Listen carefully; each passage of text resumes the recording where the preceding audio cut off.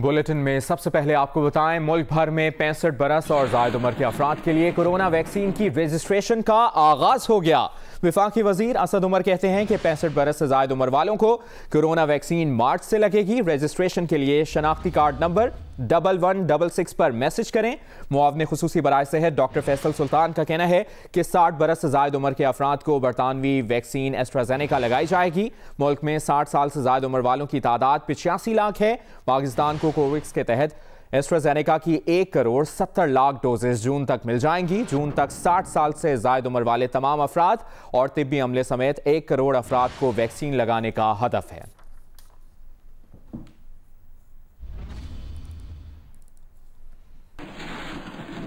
पाकिस्तान में 1 से 2 हफ्ते के दौरान रूस की तैयार करदा कोरोना वैक्सीन स्पुतनिक 5 दस्तयाब होगी। दीगर मुल्कों के बरक्स पाकिस्तान निजी सतह पर वैक्सीन फरोख्त करने वाला पहला मुल्क होगा। रूस से कोरोना वैक्सीन दरामद करने वाली मकामी लेबॉर्ट्री के डायरेक्टर ने समाजी राब्ते की वेबसाइट पर वैक्सीन 1 से 2 हफ्ते में पाकिस्तान में दस्तयाब होने की तस्दीक की और बताया कि स्पुतनिक 5 वैक्सीन 91.6% मौसर है। गैर मुल्की खबर एजेंसी को इंटरव्यू में निजी लैब के डायरेक्टर ने बताया कि उनका दीगर वैक्सीन दरामद करने का मंसूबा है, लेकिन स्पुतनिक 5 की दस्तयाबी पहले होगी।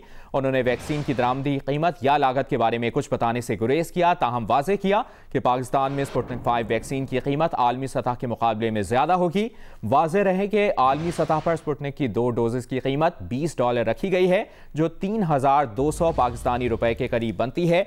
निजी लैब के डायरेक्टर ने कहा कि आलमी सतह पर वैक्सीन की तलब बहुत ज़्यादा है। अगले 3 से 4 माह में जब ज़्यादा वैक्सीन दस्तयाब होगी तो कीमतें कम हो जाएंगी।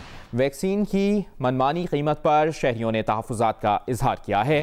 साबिक मुआवने खुसूसी बराए सेहत ज़फ़र मिर्ज़ा ने भी कहा कि कीमत महदूद ना रखी गई तो इससे अदम मुसावात को मज़ीद तक़वियत मिलेगी। खबर एजेंसी के मुताबिक वज़ीर आज़म के मुआवने खुसूसी बराए सेहत डॉक्टर फैसल सुल्तान कहते हैं कि वो निजी लैब से बराह रास्त मुआहिदे से लाइल्म है।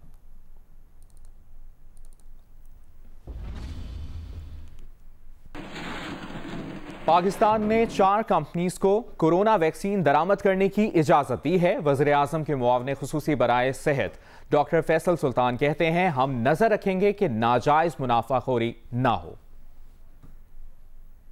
हुकूमत पाकिस्तान ने काबीना इजलास में वजारत सेहत की अपील पर मुशावरत के बाद इब्तदाई तौर पर निजी सेक्टर को कोरोना वायरस से बचाव की वैक्सीन दरामद किए जाने के बाद मन मर्जी के दाम शहरियों को फरोख्त की इजाजत दे दी।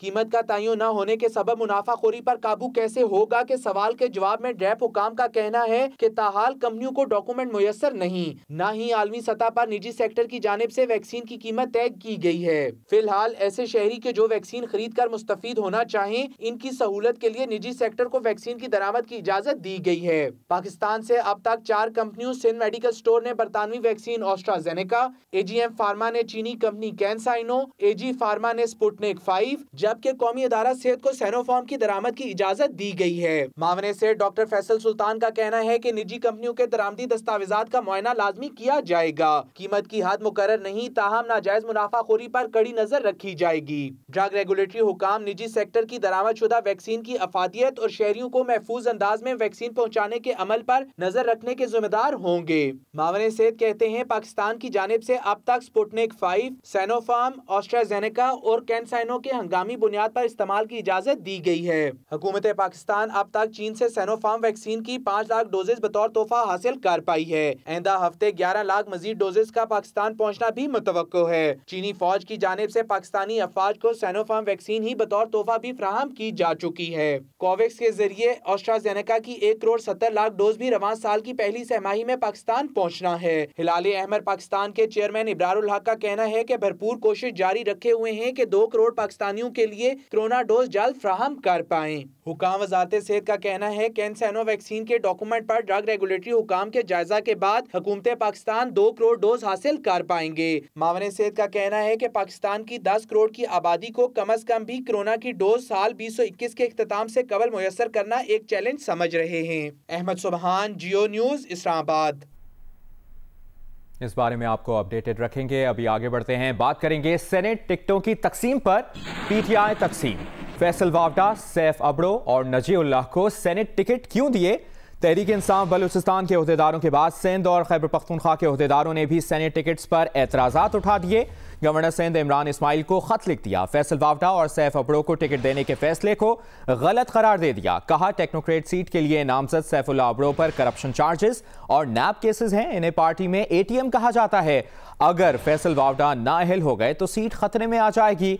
अगर फैसले पर नजरसानी ना की गई तो असरात बल्दियाती इंतखाबात पर पड़ेंगे। गलत फहमियां दूर कराने वज़ीर ख़ारजा शाह महमूद कुरैशी कराची पहुंच गए। सिंध और KPK के ओहदेदारों के एतराज़ात पर गौर के लिए वज़ीर आज़म ने पार्लिमानी बोर्ड का इजलास आज तलब कर लिया।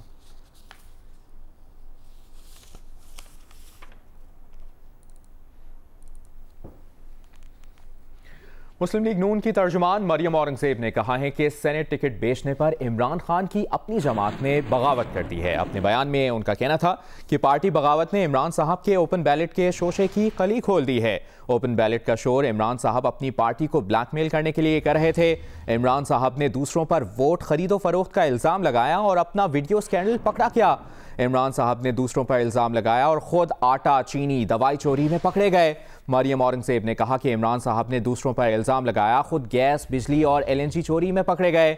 इमरान साहब जिस चीज़ का शोर करते हैं और नोटिस लेते हैं उसी में खुद चोर निकलते हैं।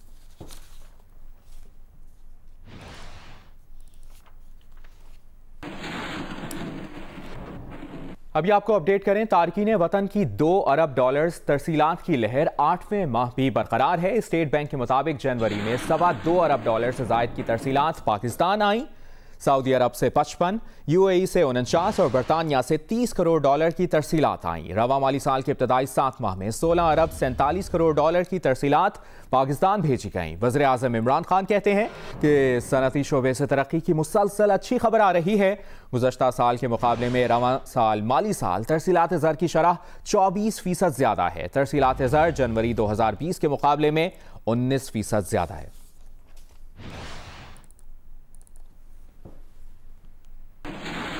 तो बराह रास्त लिए चलेंगे। PTI के साबिक रुकन अकबर एस बाबर इस वक्त इलेक्शन कमीशन के दफ्तर के बाहर मीडिया से गुफ्तगू कर रहे हैं। कमेटी के पास किसी किस्म का कोई इख्तियार नहीं है कि वो दस्तावेज़ात को खुफिया रखे। खुफिया कमेटी की जिम्मेदारी थी कि वो तहकीकात करे, फैक्ट फाइंडिंग करे और इलेक्शन कमीशन के सामने रखे और उस अमल में दोनों फरीकों को शामिल रखे। ये TOR का हिस्सा है।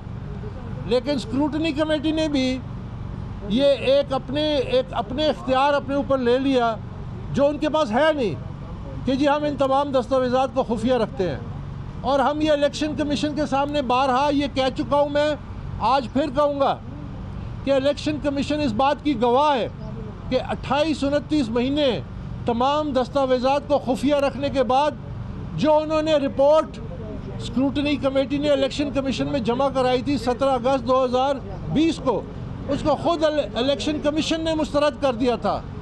तो ये जो खुफिया रखने का अमल है, इससे बहुत शकूक व शुबात पैदा होते हैं। इससे तमाम अमल की जो शफाफियत है उस पर सवाल पैदा होता है। ट्रांसपेरेंसी नहीं रहती इस अमल में, क्रेडिबिलिटी नहीं रहती इस अमल में। और हम ये पूछना चाहते हैं कि स्क्रूटनी कमेटी इन तमाम दस्तावेज़ात को खुफिया क्यों रख रही है। स्क्रूटनी कमेटी का काम था तहकीकात करे और तमाम फैक्ट्स हमारे सामने रखे। तो ये जो सबूत है इसको खुफिया क्यों रखा जा रहा है?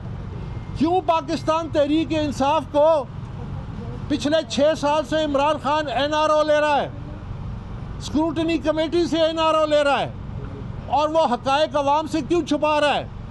क्योंकि बहुत बड़े पैमाने पे गैर कानूनी फंडिंग हुई है, क्योंकि बहुत बड़े पैमाने पे करप्शन हुई है, ये पैसा निकाला गया है, मुख्तलिफ अकाउंट्स में गया है, वो तमाम तफसीलात उन अकाउंट्स में मौजूद हैं, उसको छुपाया जा रहा है। तो ये कौम के साथ एक बहुत बड़ा धोखा है। हम मुकाबला करेंगे इसका। हम स्क्रूटनी कमेटी में एहतजाजन बैठे हुए हैं क्योंकि हमने ये तमाम मामलात बारहा उनके सामने उठाए हैं और इंशाल्लाह हम इसका मुकाबला करेंगे। जो स्क्रूटनी कमेटी का फैसला था उसको इंशाल्लाह हम 1-2 दिनों में इलेक्शन कमीशन के सामने चैलेंज करेंगे कि ये गैर कानूनी फैसला है। ना उनके पास ये इख्तियार है कि दस्तावेज़ात को खुफिया रखें। इलेक्शन कमीशन के ऑर्डर्स मौजूद हैं जिसमें ये उन्होंने लिख के दिया है कि तमाम दस्तावेज़ात पब्लिक रिकॉर्ड का हिस्सा है।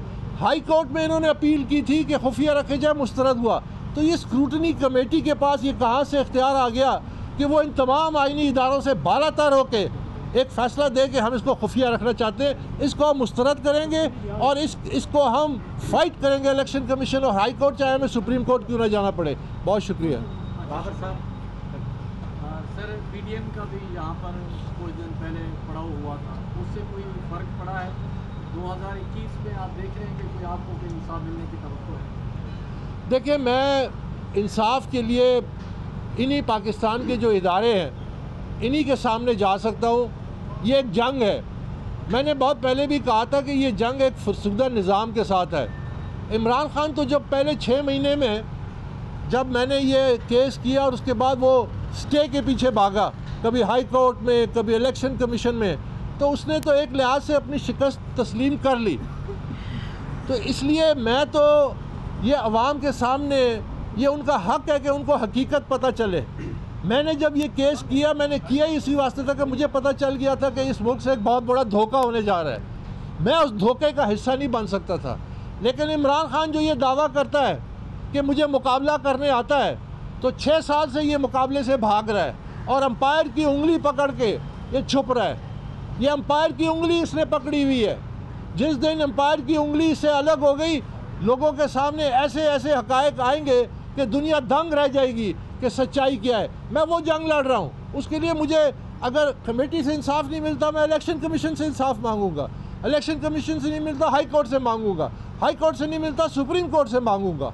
और इस अमल में मैं ये तमाम हक़ाइक़ अवाम के सामने लाता जाऊँगा। बाबर साहब, आप कह रहे हैं कि इलेक्शन कमीशन के पास आप स्क्रूटनी कमेटी के फैसले के खिलाफ जाएंगे। जिस दिन वहाँ बकौल आपके कि स्क्रूटनी कमेटी ने वॉकआउट किया, फिर आप बाहर आ गए थे, यहाँ आपने अनाउंसमेंट भी की।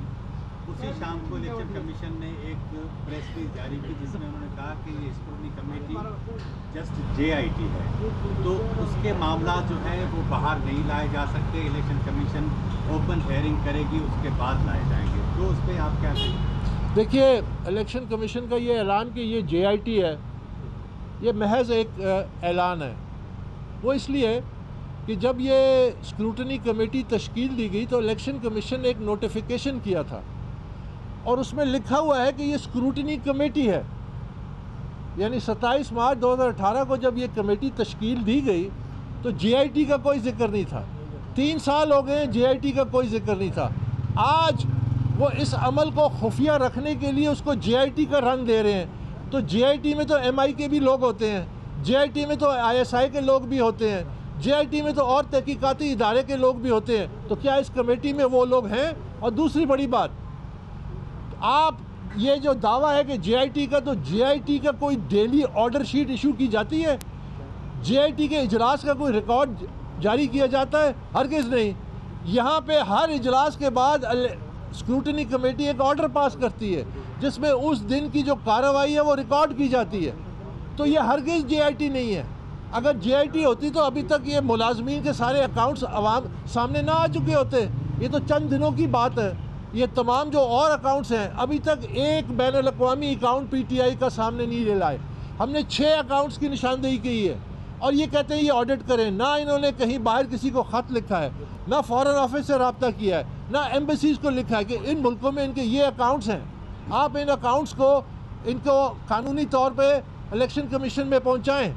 ऑडिटर की रिपोर्ट है, ऑडिटर की रिपोर्ट को ये डिसऑन करते हैं। जो पाकिस्तान तहरीक इंसाफ के मरकज़ी सेक्रेटरी फाइनेंस हैं, उन्हें अपने बयान में एहसन एंड एहसन की रिपोर्ट को तस्लीम किया। आज फिर इन्होंने जो रिपोर्ट जमा कराई है पाकिस्तान तहरीक इंसाफ ने, उन्होंने उस बयान से बशमूल ऑडिट रिपोर्ट के उसको डिसऑन किया। तो अब हम कहाँ जाएँ? मैं तो ये तमाम हक़ाइक़ अवाम के सामने इसलिए रख रहा हूँ कि यहाँ तो इंसाफ की धज्जियाँ उड़ाई जा रही हैं, यहाँ तो एक ट्रांसपेरेंसी की धज्जियाँ उड़ाई जा रही हैं। और ये जिम्मेदारी है इस आईनी इदारे की। ये आईनी इदारा 3 साल से एक स्क्रूटनी कमेटी एक ऑडिट करने में नाकाम रही है और फिर 3 साल बाद उसको JIT का नाम कैसे दे देती है? इसके क्या जवाब है? तो ये हमें पता है क्या हो रहा है, लेकिन हम मुकाबला करेंगे आखिर तक।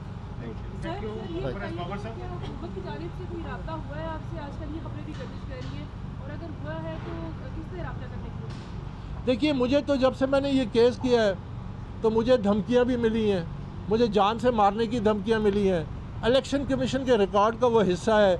इंटीरियर सेक्रेटरी को मैंने लिख के दिया था कि जो जिन लोगों की तरफ से मुझे ये पैगाम पहुंचाया गया उनकी निशानदेही भी की है कि मुझे, फिर उसके बाद 3 मुझ पे केस किए गए और अल्लाह का करम है कि एक केस उन्होंने विड्रॉ किया, 2 केस मैं जीत गया, 1 केस उन्होंने अपील की हुई है हाई कोर्ट में।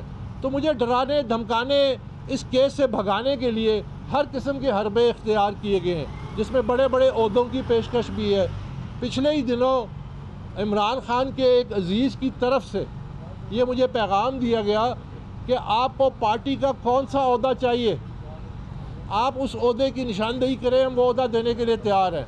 साथ ही मुझे ये कहा गया कि अगर आप चेयरमैन सेनेट बनना चाहते हैं तो भी हम उसके लिए तैयार हैं। तो मैंने उनको ये जवाब दिया कि मुझे अल्लाह उस दिन उठा ले जिस दिन मैं आप लोगों के इस मामलात में आपकी शिरकत करूं। मैं ये अपनी ज़ात के लिए मैंने केस नहीं किया कि आप मुझे ओहदों के ऑफ़र करके इस केस से हटा रहे हैं। ये मेरा ज़ाती मामला नहीं है और ना ही ये मामला इस तरह सेटल होगा।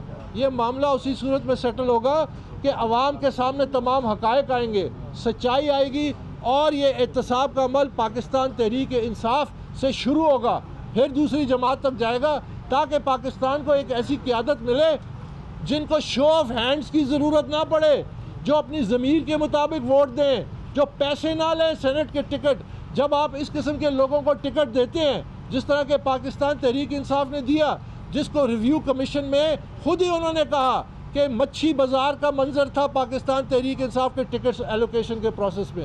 हमें वो क़यादत चाहिए, हमें साफ़ क़यादत चाहिए, हमें काबिल क़यादत चाहिए, और वो सियासी जमातों से उसी वक्त आएंगी कि ये जो बादशाहतें बनी हुई हैं, ये जो इमरान खान है पाकिस्तान तहरीक इंसाफ का मतलब बादशाह बना हुआ है, जिसको चाहे टिकट दे, जिससे चाहे टिकट ले ले, जिसको चाहे वजारत दे, ये अमल ख़त्म होगा तो आपके पास एक सच्ची और क्रेडिबल क़यादत सामने आएगी। बाबर साहब ये बताएं कि आपने बहुत बड़ी बात की कि आपको चेयरमैन सेनेट बनने की भी ऑफर दी।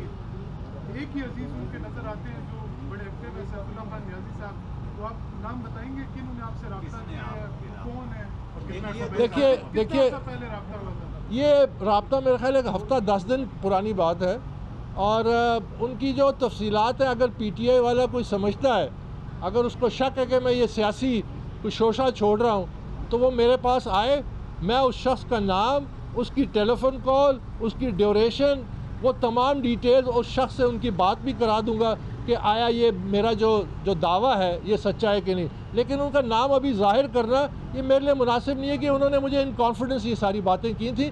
बहरहाल मैंने उनका नंबर उस बात के बाद मैंने ब्लॉक कर दिया है, क्योंकि मैं इस किस्म के जो ऑफ़र्स हैं इनको बड़ा संजीदगी से लेता हूँ, मुस्तरद करता हूँ और मैं अपनी तौहीन समझता हूँ, क्योंकि मैं एक बहुत बड़े मकसद के लिए काम कर रहा हूँ, अपनी ज़ात के लिए नहीं कर रहा। आपको इमरान खान के अलावा किसी और जमात की तरफ से भी सेनेट के लिए कोई ऑफर हुई?